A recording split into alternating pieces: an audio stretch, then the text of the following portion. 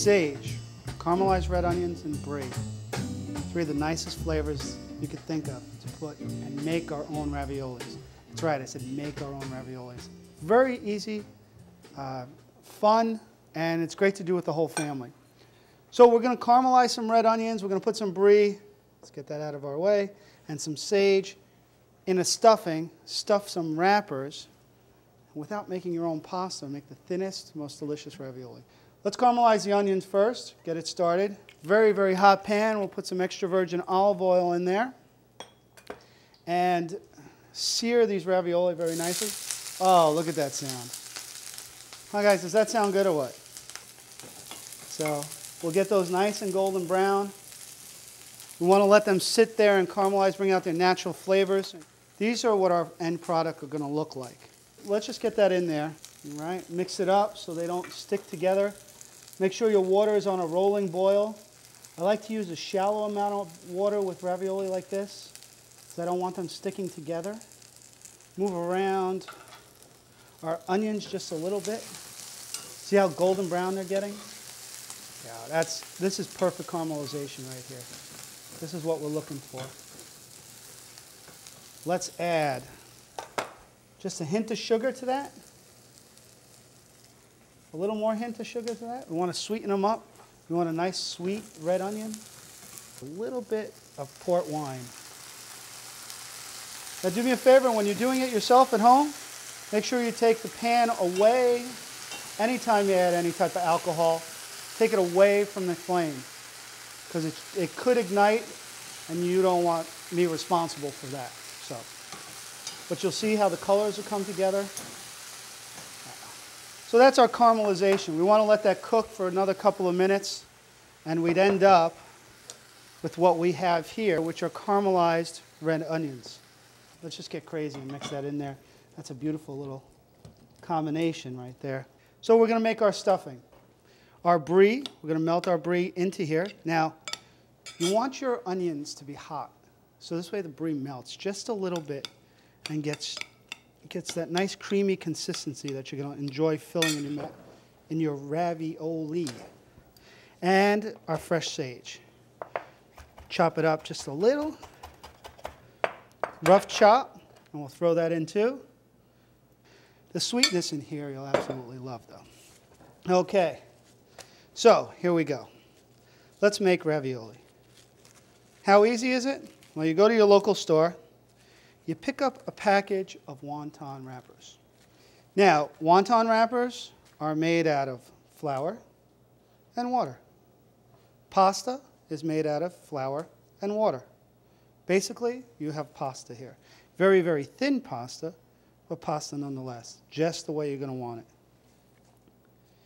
Now, you can make ravioli two-way, and I'm going to show you two ways to do it. We have our ingredients already mixed in our bowl. We have our sheets. These should stay covered until you need them. They dry out very quickly, and you could end up with very dry sheets that won't stick together. Then we get to do a little Michelangelo. Some people like to go just along the sides. I like to paint. Use a little cornstarch on your surface. Cornstarch is great so the ravioli don't stick together or stick to the surface that you're working with in case they were to get too much moisture and melt to the surface. These are already starting to feel that moisture pinch, so we need to work quickly. We are going to get a plate, a flat surface to put our ravioli on. And we're going to use that cornstarch on there because we're going to freeze these overnight. So let's take a little bit of our stuffing, put it right on the edge. Be careful not to overstuff. If you overstuff, do you know what happens? Yep, it all comes out. Just like Thanksgiving dinner. Sure. Dinner. So, very simply, fold over the sides.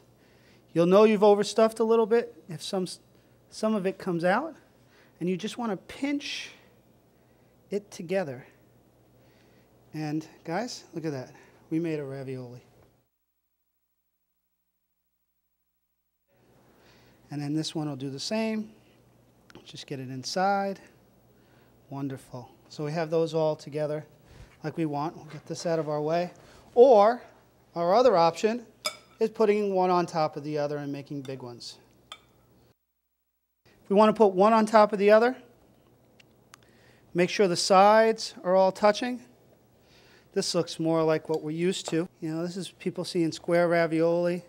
If you have a pizza cutter and you want to round this off just a little bit, kind of even it, or you want to give it a little shape, you know, just like that. And you have yourself a round ravioli.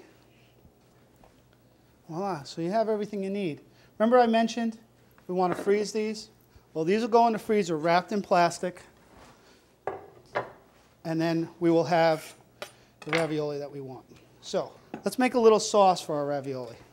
Roasted tomatoes. Our friends, the roasted tomatoes. We absolutely love them. Want to see how easy the sauce is? Watch. Your tomatoes are already cooked, aren't they? Exactly. So we're going to take some of our roasted tomatoes that we made earlier, rough chop them. Remember, you can leave the skin on or take them off, whatever you like. Throw them in. This will be one of the quickest little marinara sauces. Get that cooking in there. We'll add a little wine to this.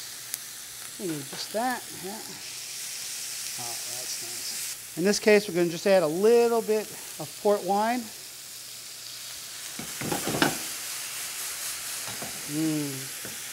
Love a nice sweet sauce with this. This is going to be fun. And just a touch of cream.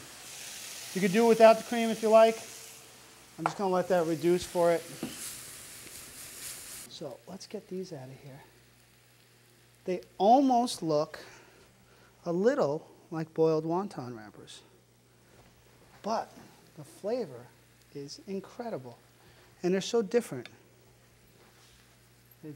Oh boy, this is looking good. And then let's take a little bit of that tomato sauce, drizzle around the outside. Keep your sage up. Voila. And then Parmigiano, the king of all cheeses, right over the top. What do you think? Isn't that absolutely gorgeous? That is truly amazing. Ravioli, fatte in casa, made at home, with caramelized red onions, sage, brie, a nice roasted tomato sauce with a touch of cream and port wine. Buon appetito. Enjoy.